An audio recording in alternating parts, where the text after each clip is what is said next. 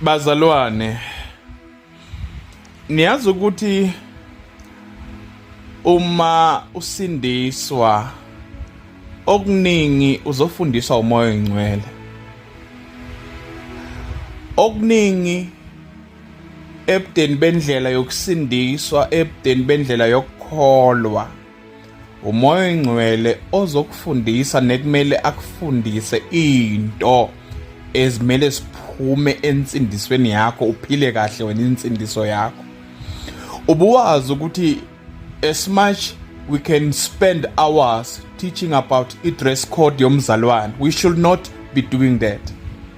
I-dress code yomzalwane ilungiswa umoya oyingcwele, okusho ukuthi wena uma ususindisiwe, uma ukhethe kahle, wakhetha lona okungilona izwi, i-dress code yakho iye umoya oyingcwele uzokulungisisa yona. Singaze sime ku-pulpit sishumayele, singaze sime ku-pulpit sifundise nge-dress code.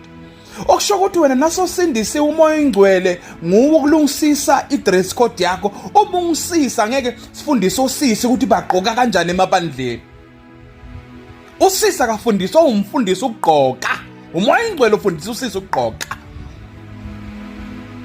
Emabandleni umfundisi akafundisi i-dress code, umoya oyingcwele ufundisa insizwa ukuthi kwamele igcoke kanjani. Abanye benu nifundisa i-dress code emabandleni kodwa nifundisa umuntu oshiya umnyeni wakhe endlini. Ngamanye amagama umnyeni umbonile ukuthi uphume njani kodwa nakafika enkonzweni siyamfundisa thina sifundisa ingane ephume ekhaya yashiya abazali endlini, bayibona ingane, ba-approve abazali, yeza kithi ingane. Thina safuna ukufundisa i-dress code ephunyuke eringini, ephunyuke kubazali.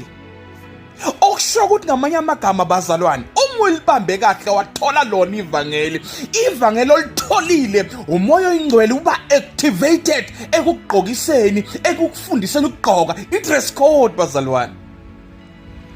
As much as sithi inkambo ibonakala ngokugqoka uma ungumzalwane, leyo nkambo iqubulukiswa umoya oyingcwele. Kungakho baningi abasindisiwe but they are lacking the Holy Spirit. Insindisi khona kubantu kodwa umoya oyingcwele is not activated, ngoba once umoya oyingcwele waba activated kuba nezinto ezifaka kumuntu. Khona izinto ekumele zife kumuntu uma sasindisiwe, but only zibulawa umoya oyingcwele uma u-activated.